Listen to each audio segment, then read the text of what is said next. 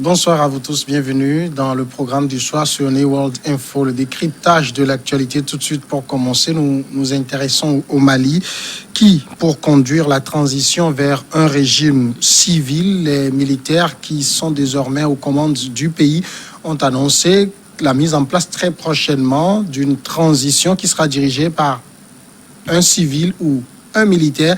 Alors, quel profil pourrait diriger cette transition vers un régime civil? On pose la question tout de suite à Mamadou Diouf, notre éditorialiste.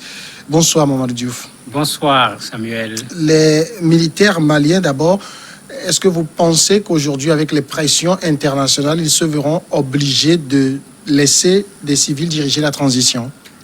Obligés, je ne le crois pas. Si on regarde la façon dont ils ont fait le coup d'État, si on regarde, puisque maintenant le coup d'État a un visage, le visage même qu'on avait déjà vu parce qu'il était présent sur la table quand on faisait les déclarations, mais on avait parlé du porte-parole, on n'avait pas parlé du colonel Goïta en ce moment-là. Je crois que vous avez là des jeunes officiers supérieurs. Le premier responsable actuellement du Conseil a 37 ans. Ces gens n'ont pas peur de la pression internationale. Je crois que la CEDEAO doit comprendre qu'elle a échoué au Mali. Elle a fait fausse route au Mali. Faire pression sur les militaires ne servira à rien. Ça va se traduire plutôt par faire pression sur les populations maliennes qui ont déjà souffert suffisamment. Et tout le monde a entendu les Maliens parler. Ils disent que ceux qui veulent régler le problème du Mali n'ont qu'à les régler leurs problèmes chez eux. Parce qu'ils en ont laissé chez eux. Donc, la CEDEAO ne doit pas essayer de venir imposer quelque chose au Mali parce que la CEDEAO doit plutôt revoir sa copie de façon générale et particulièrement sa copie au niveau du Mali, parce que ce qui s'est passé au niveau du Mali, c'est en partie un échec de la CEDEAO en tant que tel. Donc vouloir faire pression sur ces militaires, c'est compliquer la situation. On voit des militaires qui savent où ils vont. Ils sont en train d'avancer leurs pions un par un. Si vous avez suivi le porte-parole de la junte, il a dit à un certain moment, on va faire la transition et à la tête de la transition, il pourra y avoir un civil ou un militaire. Ça veut dire que c'est des gens qui avancent des pions. Maintenant, il faut qu'on reconnaisse également que ce coup d'État, c'est l'échec de la classe politique malienne. C'est l'échec des civils. Si les militaires doivent venir pour remettre de l'ordre, avant que les civils ne puissent venir comprendre comment il faut travailler, personnellement, ça ne me dérange pas. Moi, mon souci, c'est que pour cette fois, qu'on recommence au Mali et que ça soit la dernière fois qu'on recommence parce qu'il y a eu trop de recommencements. Raison pour laquelle le Mali n'a pas décollé jusqu'à présent. Alors, quel est le meilleur schéma que le Mali pourrait adopter aujourd'hui? Un schéma à la burkinabé ou un schéma à la soudanaise? Difficile de dire quel est le meilleur schéma. Ce qui est sûr, c'est qu'on va petit à petit vers le schéma à la soudanaise. Avec la déclaration du porte-parole, avec le M5 qui est sorti aujourd'hui pour fêter sa victoire, on voit deux pôles qui se dessinent clairement au moins par rapport à la situation actuelle. On a vu également les militaires disent qu'ils veulent véritablement une transition qui va être une transition inclusive. Donc, ils vont pouvoir intégrer des gens. Mais il y a une petite curiosité quand même parce que les militaires ont sorti le CV du colonel Goïta. À la fin du CV, ils ont montré qu'il a fait beaucoup de choses. L'attentat contre le Radisson Blu, c'était lui. Au nord, la lutte contre les mouvements armés de façon générale, Touareg, comme ceux qui se prétendent de l'islam, il a participé à ces luttes. Donc, ils ont dit, voilà des challenges, il a toujours réussi. Et il termine en disant que le challenge qui lui reste, c'est de conduire une transition inclusive et apaisée. Une transition inclusive et apaisée, c'est entre guillemets. Ça veut dire que quelque part, les militaires se disent qu'ils peuvent être dans la transition ou bien même conduire la transition. C'est ce qui me fait penser qu'on va plutôt vers une situation à la soudanaise où les militaires seront là, ils feront appel certainement aux politiques, à la société civile, éventuellement aux religieux, si cela l'accepte, pour que le Mali puisse connaître un nouveau départ. Alors, que les militaires soient là, c'est une chose, mais jouer les premiers rôles, c'est autre chose. Mais ils joueront nécessairement les premiers rôles. Il ne faut pas qu'on fasse également autre chose que de la politique. À quoi va servir le Conseil national de salut public? Pour le moment, il y a quel civil dans le Conseil national de salut public? Si on met en place un parlement de transition, si on met en place un gouvernement de transition, ce gouvernement de transition, ce parlement de transition, d'un point de vue hiérarchique, va se situer au-dessus du Conseil national de salut du peuple? Je ne le crois pas. Donc, quel que soit Alpha, les militaires vont avoir une place déterminante dans ce qui va se passer. Et je crois qu'il faut arrêter de tergiverser. On a vu la réaction très forte au départ de la France et la seconde réaction très réaliste de la France qui dit je maintiens mes gens, je collabore avec les militaires parce qu'il faut que les gens l'acceptent. Hein. Le cas Ibeka, c'est terminé. Il n'est plus question d'envisager qu'Ibeka revienne au pouvoir. Il faut un autre Mali et cet autre Mali, on le fera avec les militaires, que la communauté internationale le veuille ou pas. Est-ce que ça veut dire que la mise en place d'une transition, d'un gouvernement de transition, ça va faire cohabiter la transition et le Conseil national de salut public? Ça peut être le cas, tout comme ça peut être le cas soudanais, où finalement, avec la pression de la société civile, on a mis les deux ensemble pour faire un seul conseil. Mais pendant un temps, la transition au Soudan a commencé avec les militaires d'un côté, qui voulaient mettre les civils dans le gouvernement, mais être au sommet. Quand les civils ont refusé, ils ont dit qu'ils veulent rentrer. Il y a eu la discussion sur les quotas. Les militaires voulaient être majoritaires, les civils voulaient être majoritaires, puisque c'est dans cet espace qu'on va prendre les véritables décisions au finish. Est-ce que c'est le Conseil qui va rester? Est-ce que c'est le gouvernement qui va aller tout seul?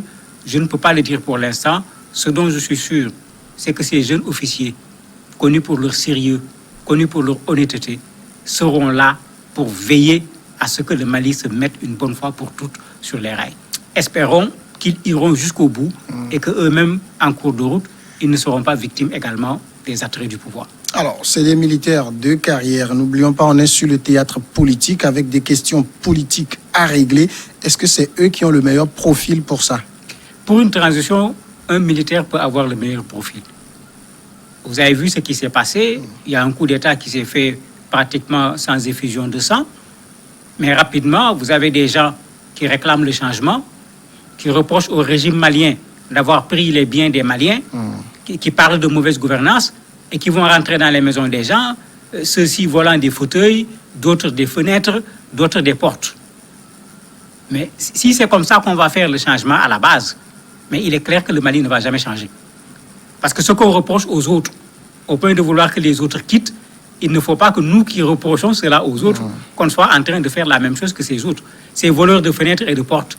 Mais quand on mettra des caisses avec des millions devant eux, vous imaginez ce que ces gens-là vont faire. Et c'est pourquoi il ne faut pas qu'on se dise qu'il faut régler le problème du Mali au sommet.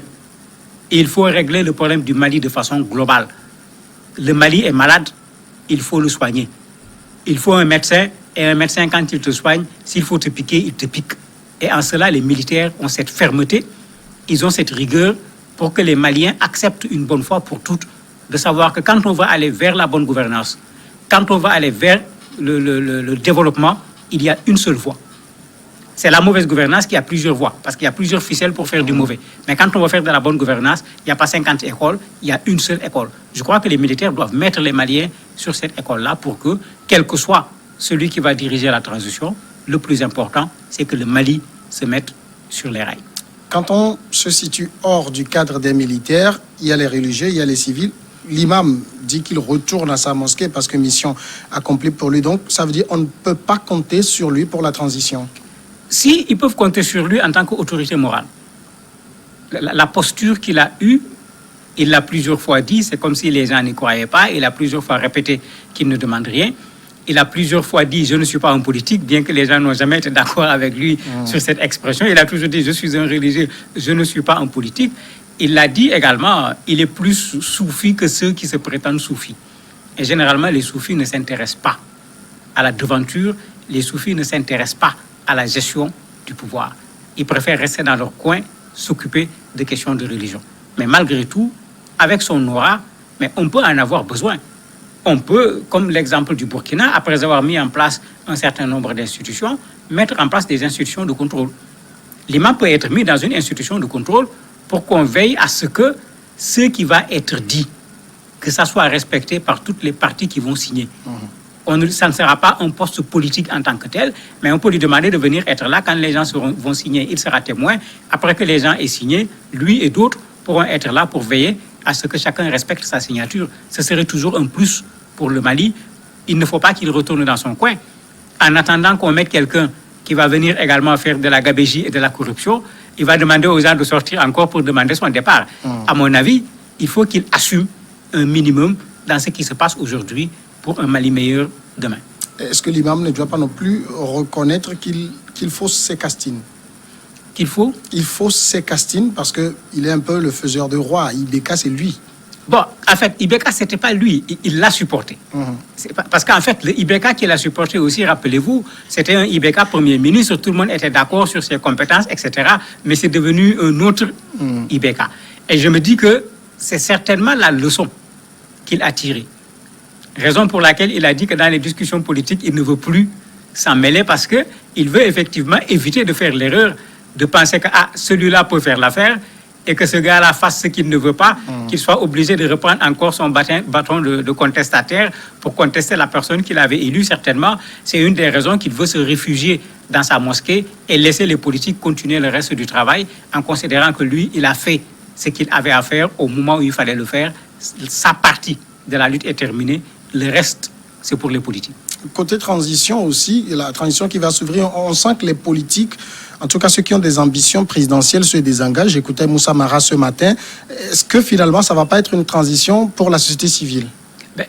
Tant mieux. Moi, je me dis il vaut mieux une transition de technocrate qu'une transition de politique. Parce que quand vous mettez des politiques dans une transition, les gens seront là avec des calculs. Même ce technocrate qui sera là, si on ne lui dit pas tu ne seras pas candidat, chemin faisant, il va avoir des ambitions. On a vu la transition du Burkina. Le Premier ministre a disparu. Puisque bien qu'il était militaire, Isaac Zida, mais on a vu ce qu'il a fait avec la transition. Il s'est accaparé des parcelles qui coûtaient les plus chères, etc. Aujourd'hui, il s'est réfugié parce qu'on l'attend pour le juger. Il faut éviter ce genre de transition. Il vaut mieux mettre des technocrates, mettre des règles extrêmement claires et ne pas attendre la fin pour sanctionner. Les militaires sont là. Les renseignements généraux, c'est eux. Ils savent très bien ce qui se passe dans ce pays. Ils savent très bien qui est qui, mais ils n'ont qu'à faire ce travail avant que quelqu'un ne vienne, qu'on fasse l'enquête de moralité, que les gens déclarent leurs biens, parce que c'est là où souvent il y a des problèmes. À la fin, que les gens déclarent à nouveau leurs biens et que pendant que les gens sont en train de faire l'exercice, qu'on veille à ce que les gens font. Et que celui qui vient accepte ce principe. Celui qui ne veut pas, on le laisse sur la touche. Maintenant, les politiques ont raison. Ils ne veulent pas diriger le Mali pendant un an. Ils veulent diriger le Mali pendant un mandat. Et ils ne veulent pas diriger le Mali sous la direction des militaires ou sous la menace des militaires. Ils veulent diriger le Mali librement. Ils n'ont qu'à attendre le moment des élections. Ils viendront se présenter devant les Maliens qui feront le choix qui leur convient. Donc, côté militaire, on connaît les figures de proue. Est-ce que côté civil, il y a des noms, des visages qui se dégagent aujourd'hui? Pas encore. Pas encore, c'est encore trop tôt puisqu'ils sont en train de consulter. Ils ont même consulté le parti au pouvoir, ce que j'ai particulièrement apprécié puisque c'était une des erreurs à l'époque au Burkina dans l'euphorie de l'insurrection. Les gens ont demandé même à ce que le parti soit banni, interdit et tout. Heureusement, ils n'ont pas commis la même erreur. Et dans le parti au pouvoir, dans les autres partis, dans la société civile, ce ne sont pas des personnes compétentes qui marquent au Mali. Ce ne sont pas des personnes honnêtes qui manquent également au niveau du Mali. Il suffit tout simplement de faire le bon choix et de choisir pour le peuple au lieu de choisir pour faire plaisir à quelqu'un ou à qui que ce soit. En ce moment, le Mali a une chance de pouvoir remettre sur pied cette refondation dont on parle pour qu'un nouveau Mali naisse et que l'on voit autre chose au Mali que ce qu'on a vu jusqu'à présent. Mamadou Diouf, merci d'avoir répondu à nos questions. C'est moi qui vous remercie. Nous partons maintenant pour la pause et après on va recevoir l'invité sport de chaque vendredi.